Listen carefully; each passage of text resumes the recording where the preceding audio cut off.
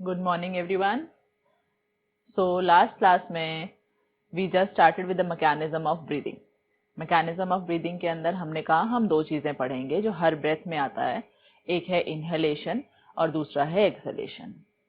तो इनहेलेशन के अंदर मैंने अभी आपको बस इतनी बात समझाई थी, ध्यान से सुनना है, हम फिर से उस पूरे प्रोसेस को देख रहे हैं। इनहेलेशन में बस मैंने इतना कहा कि हमें हवा को बाहर से अंदर खींचना है और खींचने के लिए हमें अपना volume of thoracic cavity increase करना होगा। वॉल्यूम बढ़ेगा, प्रेशर कम होगा, अंदर प्रेशर कम, बाहर ज्यादा, तो हवा बाहर से यानी कि हाई प्रेशर से लो प्रेशर की तरफ भाग के जाएगी। सो हमने एक लाइन लिखी थी कि the atmospheric inhalation it is the process by which atmospheric air rushes into our lungs by increasing the volume and decreasing the pressure within thoracic cavity. thoracic cavity को ही हमने rib cage भी कहा था। और जैसे जैसे thoracic cavity में changes होते हैं वैसे वैसे साथ में हमारे lungs में भी change आते हैं। तो lungs एक सक्शन पंप है, हवा से खींच लेते हैं जैसे जैसे थोरैसिक कैविटी में चेंजेस आते हैं। ठीक है, तो इनहेलेशन में अब आप फिर से ध्यान से सुनोगे मेरी बात। इनहेलेशन के अंदर जो पहली मसल्स इन्वॉल्व हैं उनका नाम है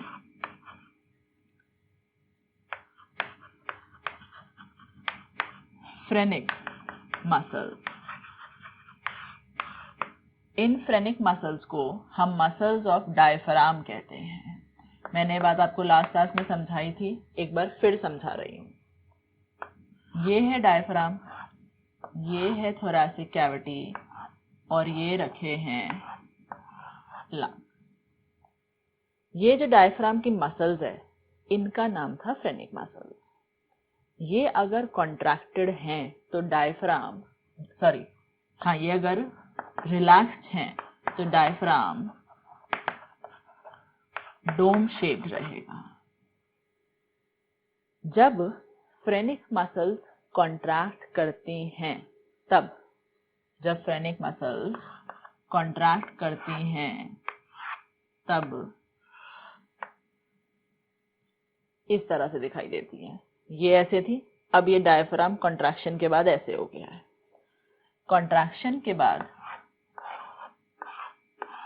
डायफ्राम बिकम फ्लैट। डायफ्राम के फ्लैट होने से ऑब्जर्व करो, थोड़ा सा वॉल्यूम में इंक्रीज आया है और प्रेशर थोड़ा सा कम हो गया। और मैंने कहा कि हम रेफरेंस में मानते हैं कि एटमॉस्फेरिक प्रेशर 0 है, तो अगर बाहर 0 है तो अंदर मैंने -1, -2, -3 या मैक्सिमम -6 मिलीमीटर ऑफ मर्करी तक का प्रेशर क्रिएट किया। तो -2 से लेकर -6 तक का नेगेटिव प्रेशर बिल्ड हुआ है, इसलिए हमने कहा था कि इंसान नेगेटिव प्रेशर ब्रीदिंग करता है। इनहेल करने के लिए हम अपने थोरैसिक कैविटी में लंग्स के लिए नेगेटिव प्रेशर क्रिएट करते हैं। और क्योंकि हम नेगेटिव प्रेशर क्रिएट कर लेते हैं, हवा खुद ब खुद बाहर से अंदर दौड़ाती है।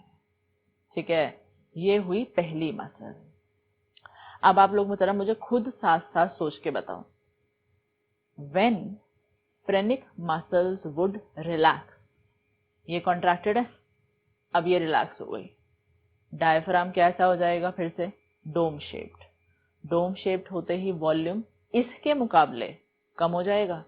वॉल्यूम कम तो प्रेशर ज्यादा, अंदर प्रेशर ज्यादा, +2, +4, +6, बाहर प्रेशर कम, हवा हाई से लो प्रेशर में एक्सेल आउट हो जाएगी। तो ये हवा यहाँ से भागनी शुरू हो गई। तो एक्सहेलेशन के समय साथ साथ समझनी है हमें दोनों बातें।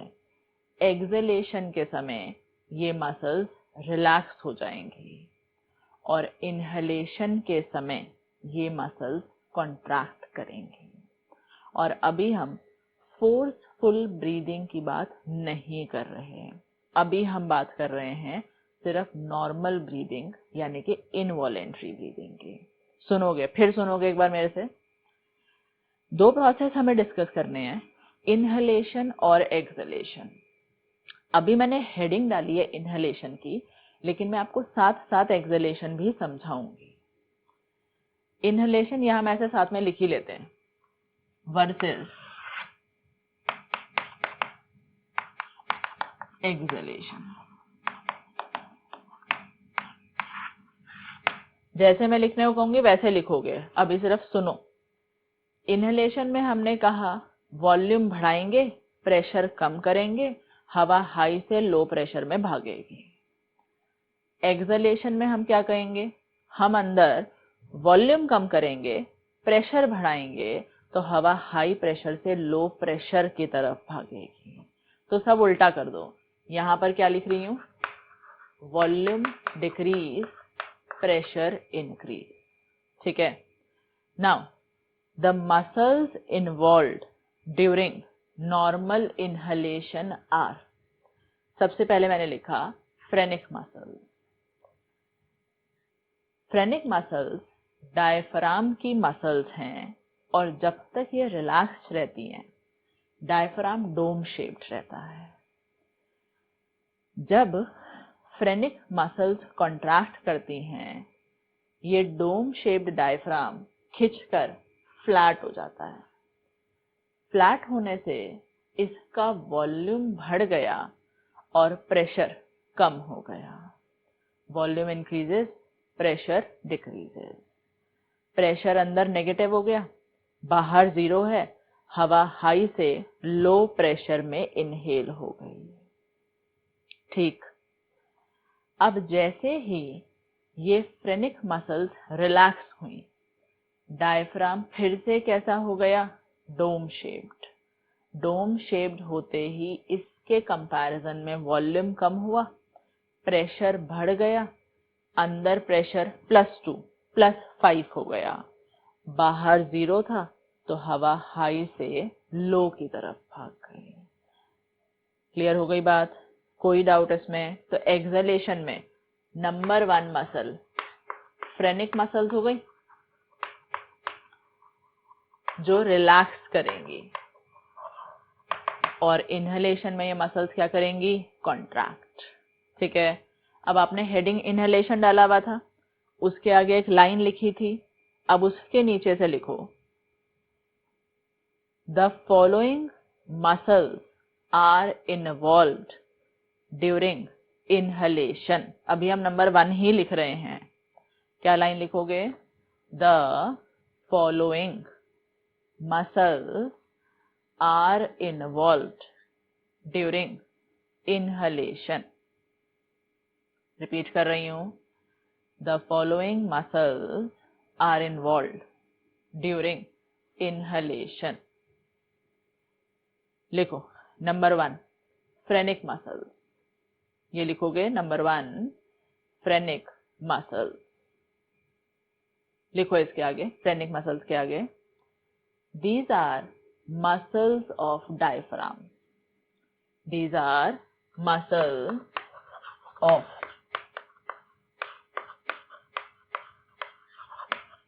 diaphragm. So when these muscles contract, these are muscles of diaphragm. So when these muscles contract, comma, the dome shaped diaphragm becomes flat in nature. Repeat कर रही हूं, these are muscles of diaphragm. These are muscles of diaphragm. So when these muscles contract, so when these muscles contract, comma, the dome shaped diaphragm becomes flat in nature. the dome shaped diaphragm becomes flat in nature, comma, this increases the volume, this increases, ऐसे short में लिख सकते हो, this increases the volume but decreases the pressure within thoracic cavity. This increases the volume but decreases pressure within thoracic cavity. Increases volume but decreases pressure within thoracic cavity. Comma, this causes the atmospheric air this causes the atmospheric air to rush into the lungs. This causes the atmospheric air to rush into the lungs. ठीक है, साथ साथ ये diagram दिखा सकते हो. Plus एक बात सुनो, डायफ्राम ऐसे ऊपर नीचे ऊपर नीचे. जब कोई चीज ऐसे ऊपर नीचे हो रही है, इस ऊपर नीचे वाले एक्सिस को एंटेरो पोस्टीरियर एक्सिस कहते हैं. ऊपर नीचे. अगर कोई चीज आगे पीछे हो रही होती, आगे आ रही है फिर पीछे, आगे आ रही है फिर पीछे, इस वाले एक्सिस को डोर्सो वेंट्रल एक्सिस कहते हैं. मतलब अगर मैं कहूं कि मूवमेंट ऐसे है, किसी भी चीज का ऐसे बाउंस कर रही है, तो ये वाला एक्सिस है एंटेरो पोस्टीरियर. और अगर मैं कहूं कोई चीज ऐसे हो रही है, तो ये वाला एक्सिस कौन सा कहलाएगा? Dorso ventral. हमेशा याद रखनी है टर्म. हेड की तरफ जाता हुआ एंटीरियर, एनस की तरफ जाता हुआ posterior, facing towards gravity ventral, away from gravity dorsal. अगर ये हाथ का ये कोना है जो बॉडी से अटैच्ड है, पास है, इस कोने को प्रॉक्सिमल कहते हैं और इस कोने को डिस्टल कहते हैं. है तो ये भी अटैच्ड लेकिन बॉडी से अवे जा रहा है और ये पास में है. तो प्रॉक्सिमल और डिस्टल एंड्स हैं. एंड्स. एंटेरो पोस्टीरियर एक्सिस है ऊपर नीचे वाला, डोर्सो वेंट्रल एक्सिस है आगे पीछे वाला. तो अपने एक्सिस कितने हैं? सिर्फ 2. ठीक. जहां आपने डायग्राम बना लिया उसके नीचे वहीं लिख दो, the movement of diaphragm, the movement of diaphragm occurs along the antero-posterior axis. लिख दो वहीं पर, the movement of diaphragm occurs along the antero-posterior axis. ठीक है. अभी इनहेलेशन लिखा रही हूं लेकिन एक्सहेलेशन साथ साथ ध्यान रखो. फ्रेनिक मसल्स क्या करेंगी? रिलैक्स. डायफ्राम फ्लैट से फिर क्या हो जाएगा? Dome shaped. वॉल्यूम कम, प्रेशर ज्यादा, एयर रशेस आउट. ठीक है. तो वो अभी अलग से लिखेंगे. ये हमने पढ़ी पहली मसल जो इनहेलेशन में इन्वॉल्व है. अब सेकंड सुनेंगे.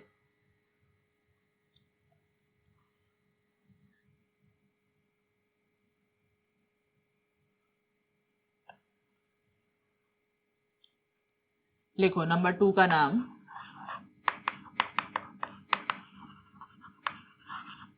External intercostal muscles. External intercostal muscle. चलो समझो, यहां पर ये आपका स्टर्नम है, ये वर्टिब्रल कॉलम है। यहां पर टोटल इस तरह से 12 पेयर ऑफ रिब्स होती हैं, एक यहां से एक यहां से। उन 12 पेयर ऑफ रिब्स के बीच बीच में 11 पेयर ऑफ मसल्स हैं, और उन मसल्स का नाम है एक्सटर्नल इंटरकॉस्टल मसल्स। तो देखो जरा, मैं कैसे हाइपोथेटिकल डायग्राम बनाती हूं।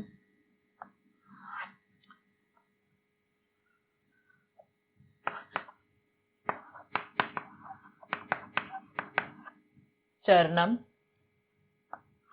पीछे की तरफ,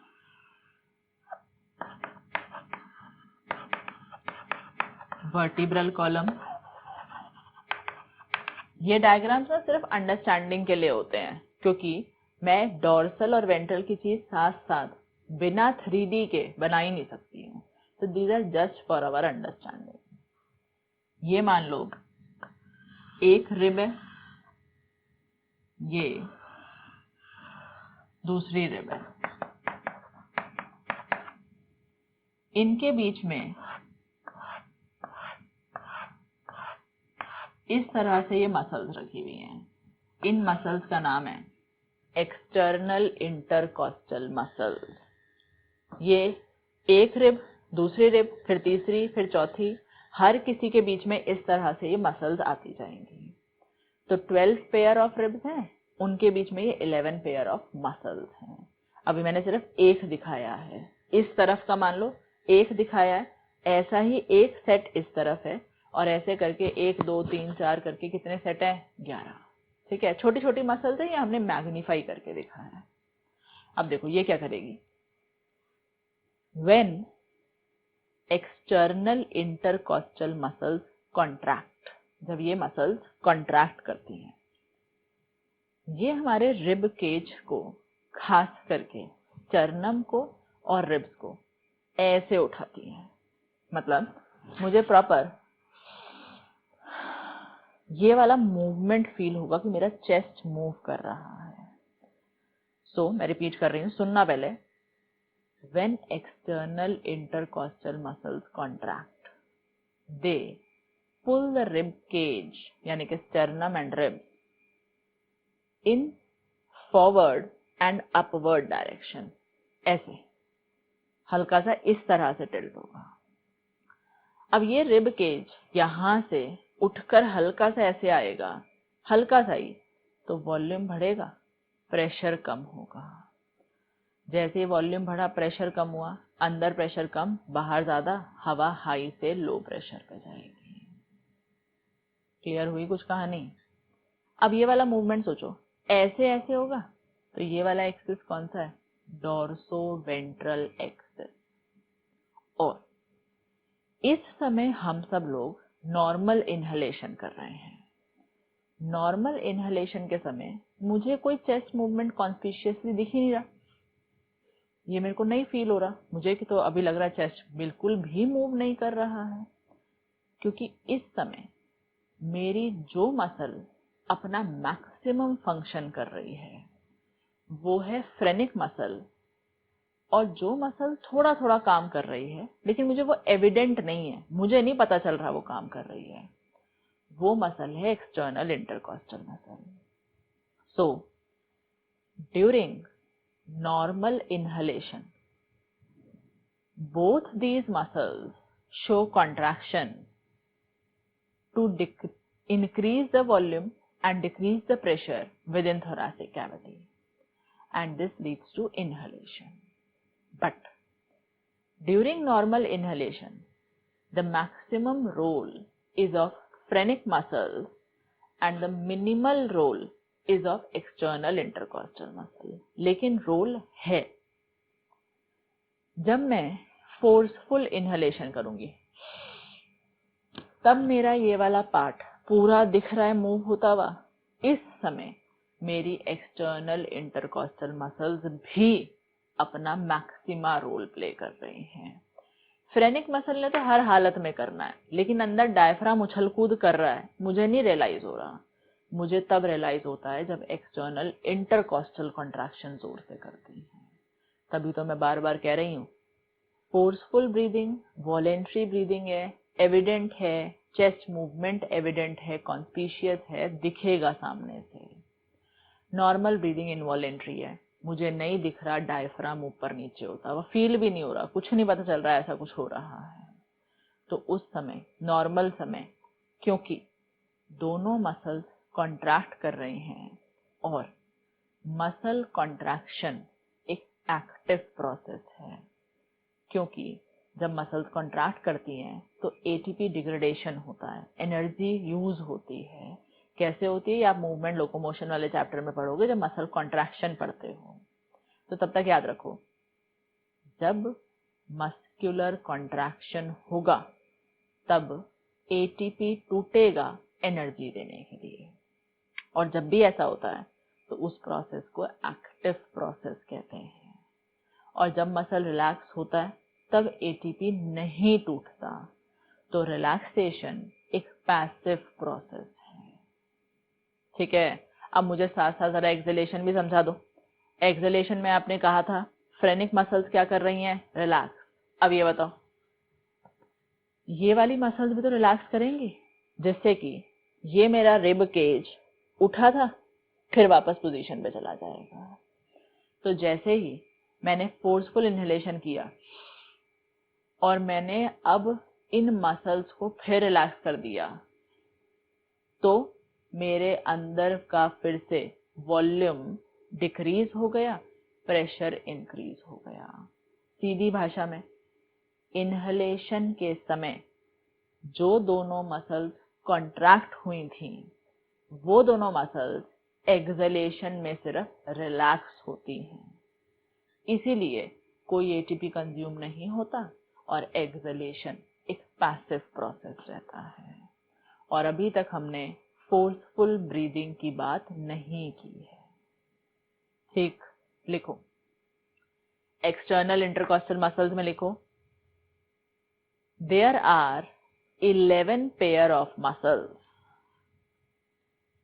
There are 11 pair of muscles present in between ribs. There are 11 pair of muscles. There are 11 pair of muscles present in between the ribs. So, when these muscles contract, there are 11 pair of muscles in between the ribs. So, when these muscles contract, comma, the sternum and ribs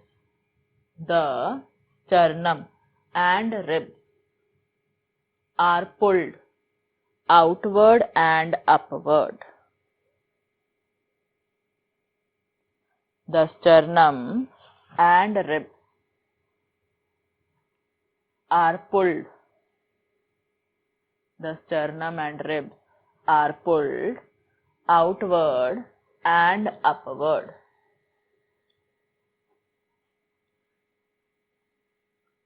Comma, resulting in increase in volume and decrease in pressure. जैसे पहले लिखा था, this results in increase in volume and decrease in pressure, comma, within the thoracic cavity. Increase in volume and decrease in pressure within the thoracic cavity.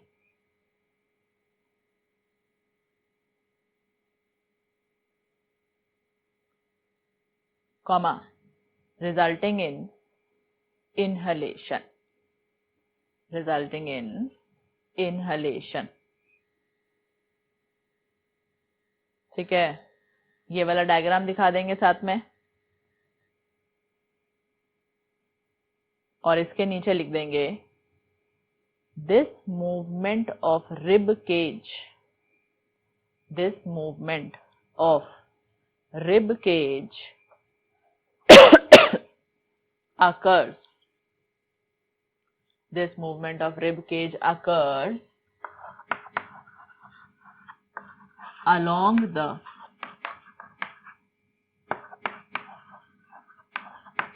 dorsoventral axis. Underline करना, this movement of rib cage occurs along the dorsoventral axis.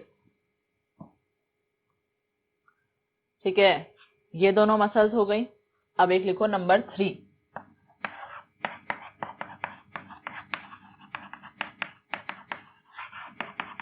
Abdominal muscles. Abdominal muscles, अभी inhalation ही चल रहा है, ये अभी नहीं समझा रही क्योंकि इस मसल का फिलहाल कोई रोल है ही नहीं, ये मसल अभी रिलैक्स्ड है। तो एब्डोमिनल मसल्स लिखो और इसके आगे लिख दो these muscles remain relaxed, these muscles remain relaxed during the process of inhalation। तो अभी हमें इनको देखने की जरूरत ही नहीं है। These muscles remain relaxed during the process of inhalation। ठीक है, तो अब एंड में हम क्या लिखने वाले हैं सुनो। फाइनली इनहेलेशन प्रोसेस के दौरान हम अपने थोरैसिक कैविटी में यानी कि रिब केज में एक नेगेटिव प्रेशर क्रिएट करते हैं जिसका रेंज है -2 से -6 मिलीमीटर ऑफ मर्करी। और इस प्रेशर को क्रिएट करने के बाद हम हवा को बाहर से अंदर की तरफ खींच लेते हैं, और ये नहीं करेंगे तो हम कभी इनहेलेशन नहीं कर सकते। इस वजह से हम कहते हैं कि हम नेगेटिव प्रेशर ब्रीदिंग शो करते हैं। ठीक, इसमें कोई डाउट नहीं रहना चाहिए। प्लस इनहेलेशन के समय दो मसल्स हैं जो कॉन्ट्रैक्शन शो करती हैं, फ्रेनिक और एक्सटर्नल इंटरकॉस्टल। नॉर्मली इनहेलेशन के समय फ्रेनिक मैक्सिमा काम करती है, external intercostal minimum requirement show करती है।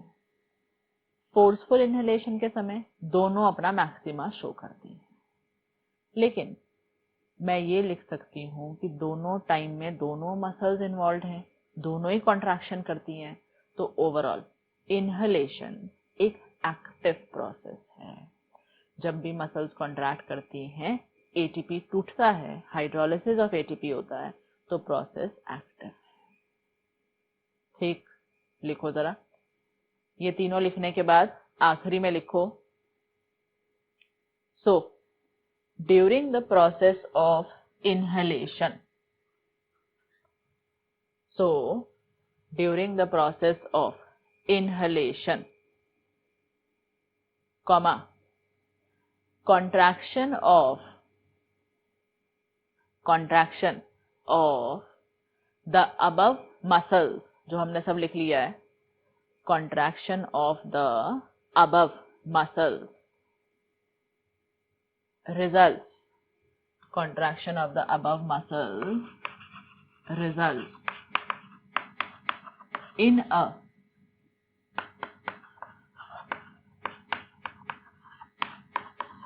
negative pressure of -2 to -6 mm of Hg. So during the process of inhalation, comma contraction of the above muscles results in a negative pressure of -2 to -6 millimeter of mercury, comma within the thoracic cavity. Negative pressure of -2 to -6 millimeter of mercury within the thoracic cavity.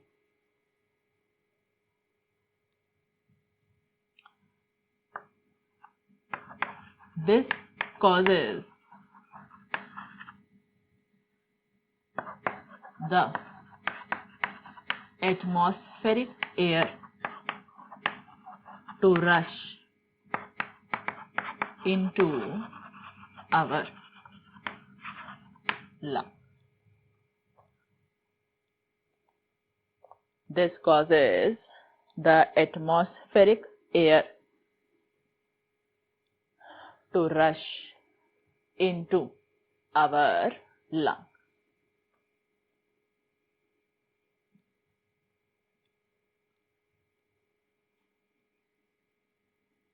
Next line 4 लगा के important point, the normal inhalation as well as forceful inhalation. The normal inhalation as well as the forceful inhalation, comma, involves both these muscles,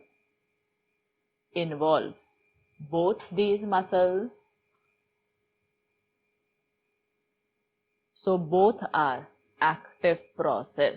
active process को box में डालोगे, involves both these muscles, so both are active process.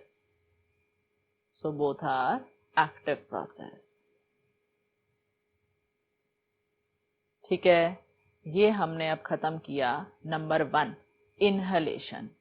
अब लिखोगे number 2.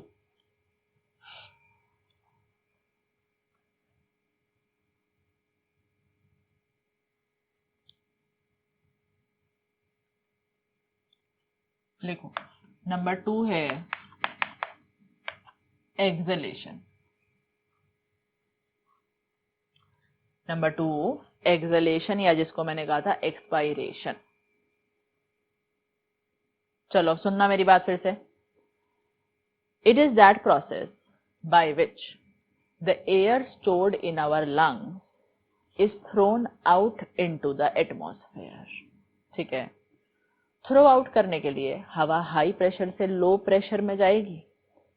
यहां पर high pressure create करना पड़ेगा. अगर रेफरेंस में 0 है तो 0 से +2 +3 +5 तक हम करते हैं.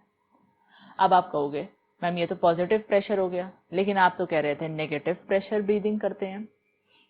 हमारा नॉर्मल इनहेलेशन एक्टिव है, हमने उसके लिए मेहनत करी, एनर्जी कंज्यूम करी, और उस समय नेगेटिव प्रेशर क्रिएट हुआ था.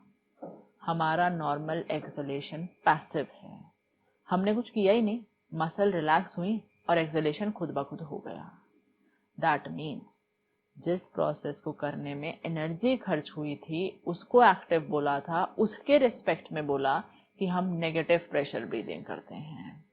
लेकिन जब हमने एक्सहेलेशन के समय मसल को रिलैक्स करके पॉजिटिव प्रेशर क्रिएट किया, उस समय हमने नोटिस ही नहीं किया कि हम पॉजिटिव प्रेशर ब्रीदिंग कर रहे हैं. क्यों? क्योंकि वो प्रोसेस ही पैसिव था, हमने कुछ मेहनत की ही नहीं थी. तो हम negative pressure breathing with respect to inhalation लिखते हैं. ठीक है, तो अब नॉर्मल एक्सहेलेशन के समय कौन कौन सी मसल्स हैं? फ्रेनिक मसल और एक्सटर्नल इंटरकॉस्टल मसल. ये रिलैक्स करेगी तो डायफ्राम डोम शेप्ड हो जाएगा. फिर से डोम शेप होने से वॉल्यूम कम होगा, प्रेशर बढ़ेगा विद इन थोरैसिक कैविटी, जिससे कि हवा हाई से लो प्रेशर पर भाग जाएगी. सेम बात, डायफ्राम एंटेरो पोस्टीरियर एक्सिस पे जा रहा है. दूसरा, एक्सटर्नल इंटरकॉस्टल मसल्स रिलैक्स करेंगी तो जो रिब केज को हमने ऐसे खींचा था ये वापस नॉर्मल हो जाएगा. नॉर्मल होते ही वॉल्यूम कम और प्रेशर ज्यादा. फिर से हाई से लो. दोनों मसल्स रिलैक्स करी हैं, एटीपी डिग्रेडेशन नहीं हुआ, एटीपी का हाइड्रोलिसिस ब्रेकडाउन नहीं हुआ, तो ये नॉर्मल एक्सलेशन पैसिव प्रोसेस है। ठीक है, पहले इतना लिखते हैं। लिखो, आपने हेडिंग डाला नंबर 2 एक्सलेशन। लिखो इसमें, it is the process by which, it is the process by which the air stored in our lungs, by which the air stored in our lungs rushes out, by which the air stored in our lungs rushes out,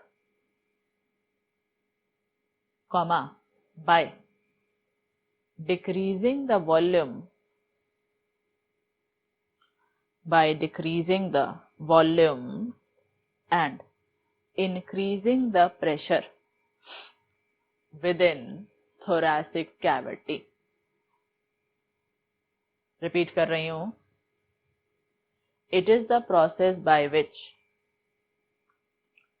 air stored in our lungs, by which the air stored in our lungs rushes out,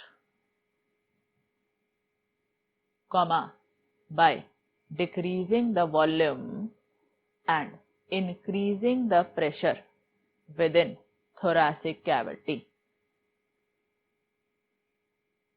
comma, and the air rushes out, and the air rushes out from high pressure in lungs, and the air rushes out from the high pressure in lungs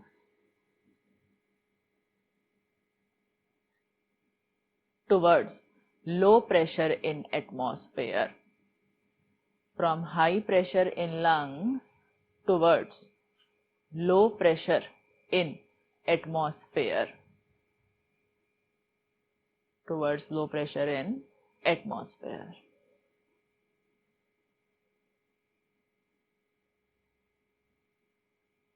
ठीक है, अब लिखो, the muscles involved, the muscles involved during normal exhalation are, the muscles involved during normal exhalation are, during normal exhalation are. लिखो, number 1 phrenic muscles, number 1 phrenic muscles. लिखो phrenic muscles के आगे, these are muscles of diaphragm, these are muscles of diaphragm which relax, these are muscles of diaphragm which relax so that diaphragm again becomes dome shaped, so that diaphragm again becomes dome shaped, comma, this decreases volume and increases pressure within thoracic cavity. This decreases volume and increases pressure within thoracic cavity.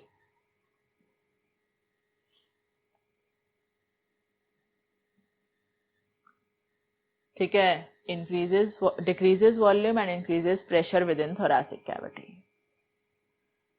अब लिखो number 2 external intercostal muscles. Number 2 है external intercostal muscles.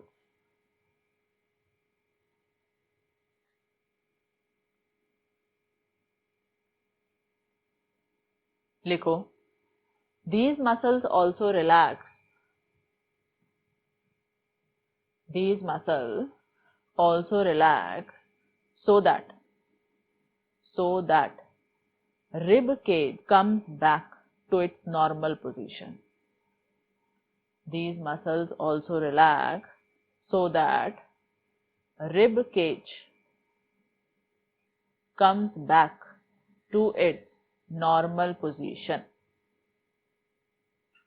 Rib cage comes back to its normal position, comma, again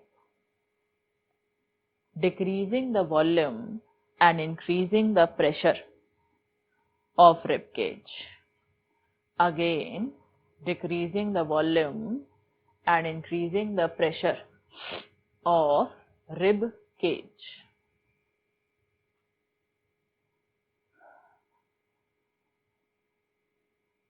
Next line. So during normal exhalation,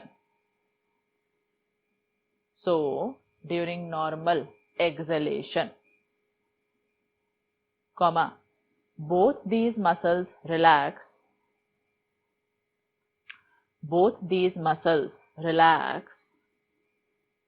comma, this generates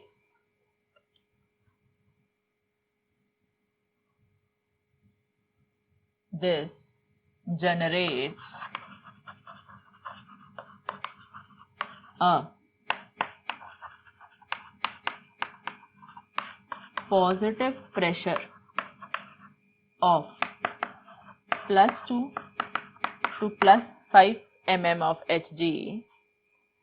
This generates a positive pressure of +2 to +5 mm of Hg within the thoracic cavity. +2 to +5 millimeter of mercury within the thoracic cavity, comma, this causes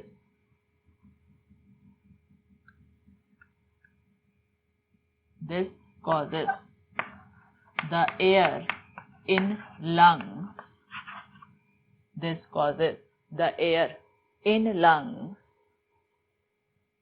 comma, at high pressure. This causes the air in lungs at high pressure, comma, to rush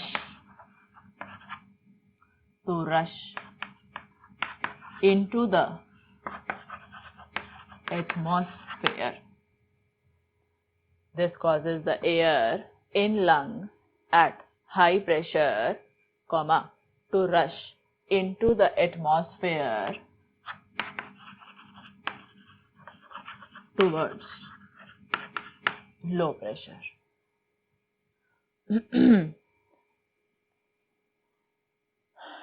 This causes the air in lungs at high pressure to rush into the atmosphere towards low pressure. And में star लगा के point लिख दो. So normal acceleration is a passive process. कोई muscle contract नहीं हुआ. So normal acceleration is a passive process.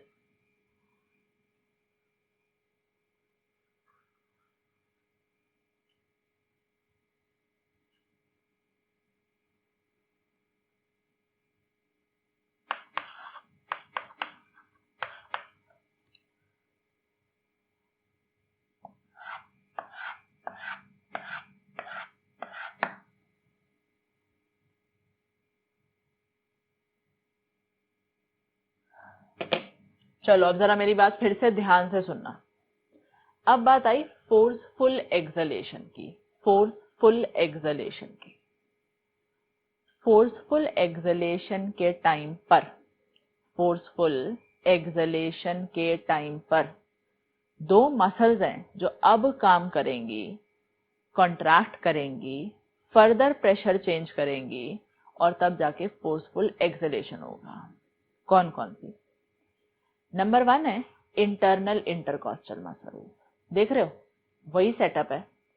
मैंने ये व्हाइट वाली एक्सटर्नल दिखाई थी, इसकी ऑपोजिट जो मैंने रेड वाली दिखाई है, रेड वाली, ये कौन सी मसल्स हैं? Internal intercostal muscle. सो सुनना मेरी बात,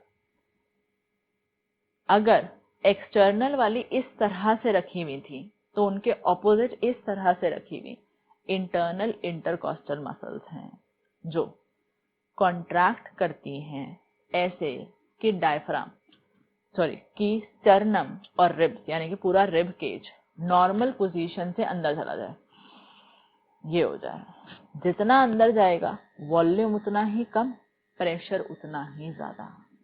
तो अगर मुझे नॉर्मल एक्सलेशन के बाद फोर्सफुल एक्सलेशन करना है तो रिब केज को डॉर्सोवेंट्रल एक्सिस पर अंदर खींचने के लिए इनवर्ड एंड डाउनवर्ड, ऐसे जैसे पहले हमने किया था ऐसे, अब ऐसे, ये वाला प्रोसेस हो रहा है।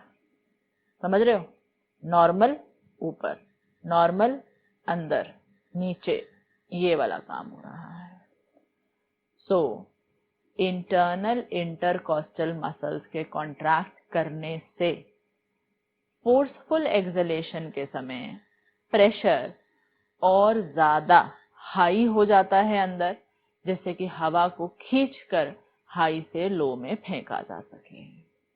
ये हुई पहली मसल। तो जो आपने पहले डायग्राम बनाया था ना, इनको आपने एक्सटर्नल इंटरकॉस्टल लिखा था, उसी के ऑपोजिट इसको ऐसे मार्क करके लिख दो इंटरनल इंटरकॉस्टल मसल। ठीक है, तो लिखो, वही कंटिन्यू करना है, अभी भी हम एक्सलेशन ही पढ़ रहे हैं। लिखो इसमें, during forceful exhalation, during forceful exhalation, comma, the following muscles show contraction during forceful exhalation, highlight करना, during forceful exhalation, comma, the following muscles show contraction, the following muscles show contraction। लिखो, number 1 internal intercostal muscles, internal intercostal muscles.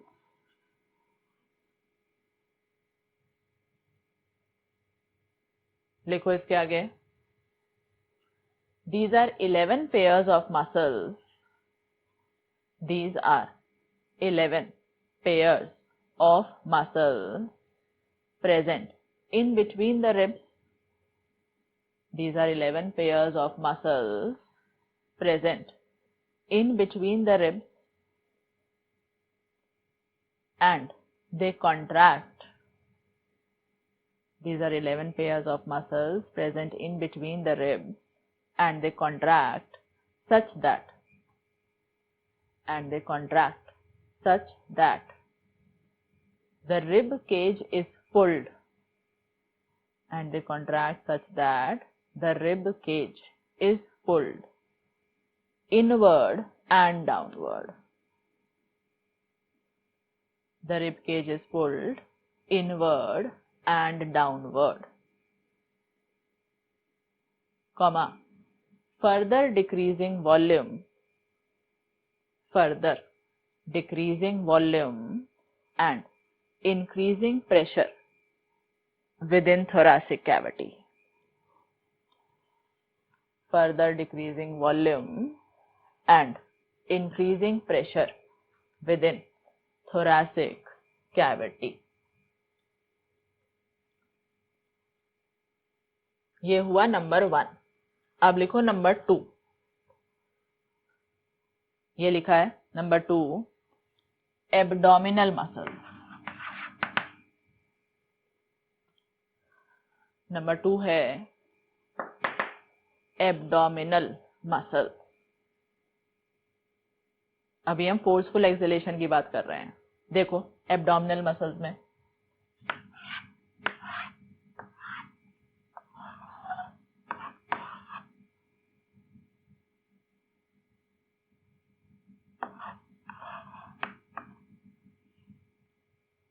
Diaphragm के नीचे जितना body का हिस्सा होता है इस पूरे को एब्डोमेन कहते हैं।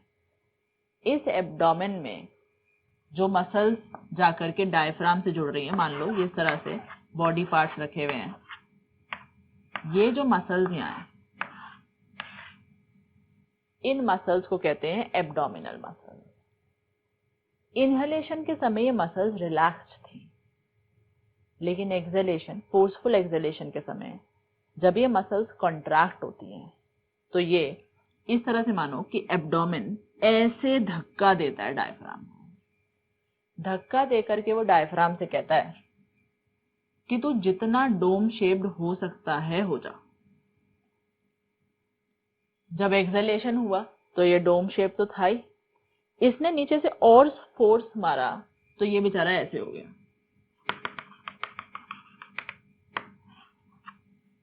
देख रहे हो, जितना डोम शेप्ड हो सकता था हो गया।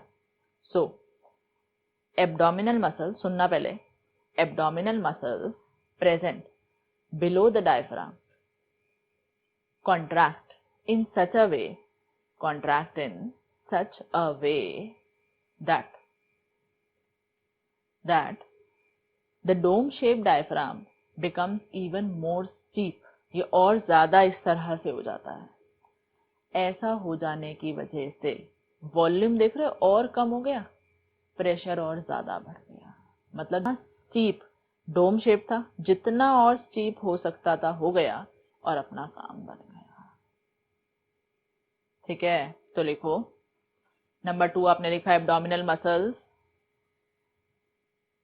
These muscles are located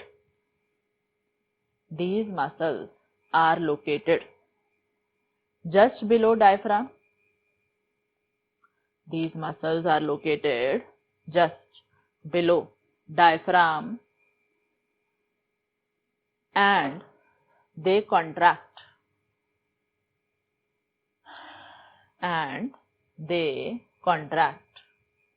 such that the diaphragm becomes even more steeply dome shaped.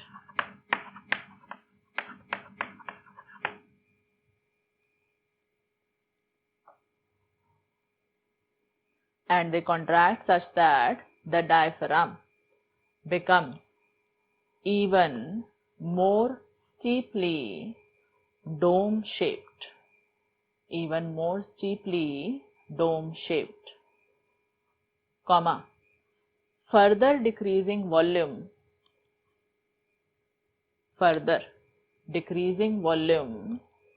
and increasing pressure within thoracic cavity. Further decreasing volume and increasing pressure within thoracic cavity. So finally, इसके नीचे एक line लिखो, आखिरी में एक line लिख दो। So forceful exhalation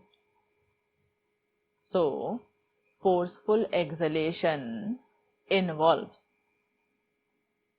contraction of both these muscles. So forceful exhalation involves contraction of both these muscles and it is an active process.